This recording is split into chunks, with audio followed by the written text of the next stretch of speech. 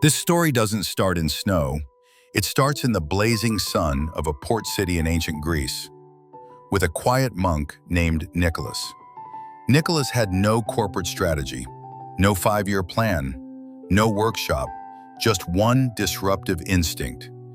People in pain deserved anonymous kindness. He slipped coins into shoes, delivered gifts in silence, and protected dignity by hiding his name. In the modern founder playbook, this was a prototype, a small, scrappy pilot program delivering outsized emotional value. He wasn't scaling charity, he was testing a recurring insight. One act of generosity creates an entire network effect of good. When Nicholas died, the prototype didn't. It spread. The legend mutated across borders and centuries, each culture adding features like a chaotic, open-source project. Saint Nicholas becomes Sinterklaas. Sinterklaas becomes Santa Claus. And somewhere along the line, the myth meets a founder's mind. Someone who thinks, what if we don't just tell these stories? What if we build the infrastructure to make them real? And that spark becomes the mission behind the strangest startup on Earth. Santa doesn't start a company to make toys. He starts because of a terrifyingly simple insight. Children remember kindness, and adults remember forgetting it.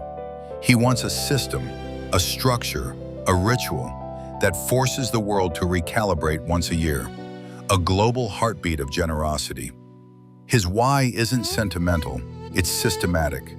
Build a yearly event that restores wonder. Deliver it reliably. Make it unskippable, and make it global. Other founders chose Silicon Valley as a home base for their HQ. Some chose garages. A few chose dorm rooms. Santa chooses nothingness. The North Pole becomes the ultimate moonshot HQ. No competition, no regulators, no supply chain spies. Unlimited secrecy. And a climate acting as natural refrigeration for an inventory that explodes every November. It's a strategic masterstroke disguised as insanity. Founders look for unfair advantages. Santa finds the coldest one possible. Every company claims culture matters. Santa proves it. His elves aren't employees, they're an entire talent ecosystem. He builds a workforce around purpose-based employment. They see the result of their craft delivered worldwide. One major sprint per year, the perfect antidote to burnout culture. Housing and community built directly into HQ, a campus that is home, school, hospital, and workshop. Elves apprentice through guild systems for decades. Carpentry, robotics, wrapping engineering, sleigh aerodynamics. Zero churn, zero poachability. Santa invents the world's first closed-loop talent market. Employer branding so strong, even Patagonia and Pixar would take notes. Every company needs a steady flow of revenue in order to exist and grow. Santa's endeavor might seem unbelievable, but there's a reason it's still a global and enduring brand. He builds and finances it, relying on 4 pillars, all of them meticulously developed and based on years and years of market research. 1. The global Christmas contribution, a built-in invisible subscription. Every participating country charges a tiny annual cultural fee. It's embedded in municipal budgets, holiday maintenance taxes, retail margins, tourism and festival funds, and public Christmas events. Nobody thinks about it, but everyone pays. This becomes Santa's guaranteed baseline revenue, ancient crowdfunding disguised as culture, a subscription to global childhood morale. 2. Corporate sponsorships, Santa's real war chest.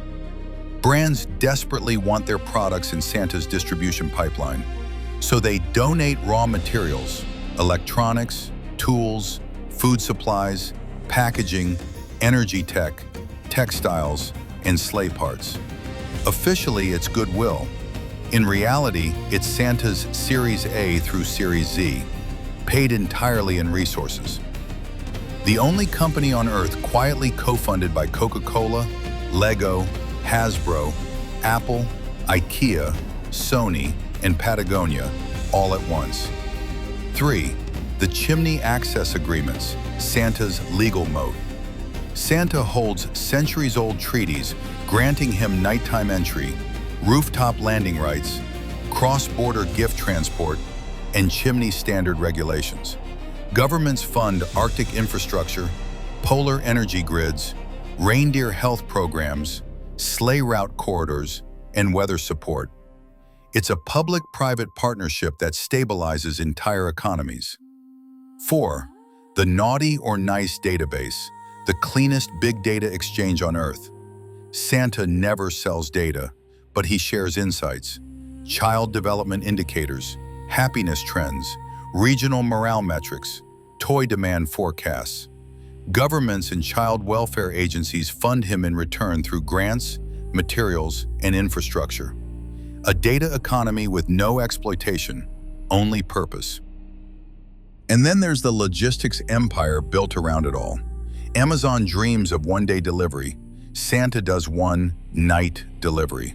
Worldwide, on time, every year. His sleigh is a proprietary high-acceleration platform. His reindeer are clean energy propulsion units with unlimited range. His route algorithm updates dynamically. Weather, airspace, chimney access, sleep cycles, behavior projections. Chimneys are his last-mile distribution ports, a network so refined DHL couldn't compete.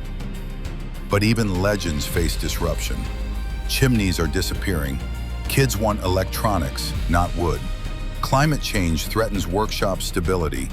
E-commerce giants inflate expectations. Governments demand Arctic transparency. Belief fractures in certain regions.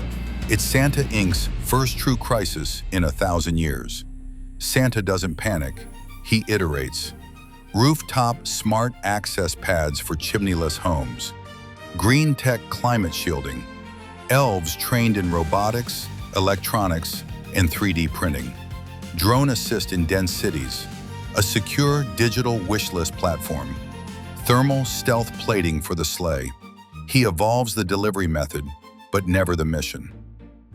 Santa Claus didn't build a toy factory, he built a global reminder, a ritual, a recalibration, a yearly proof that generosity can be industrialized without losing its soul. He solved problems the modern world still can't crack.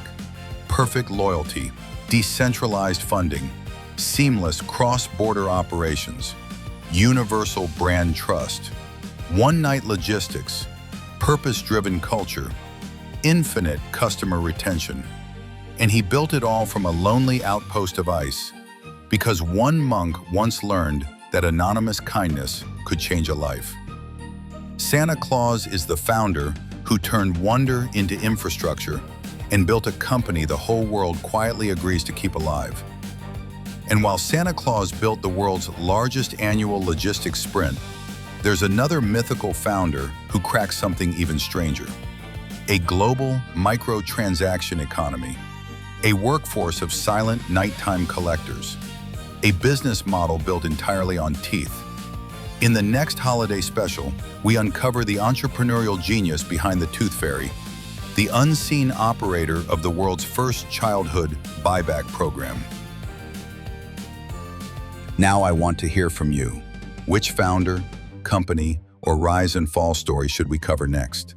Drop your ideas in the comments, and it might just become the next episode of The Founder Files.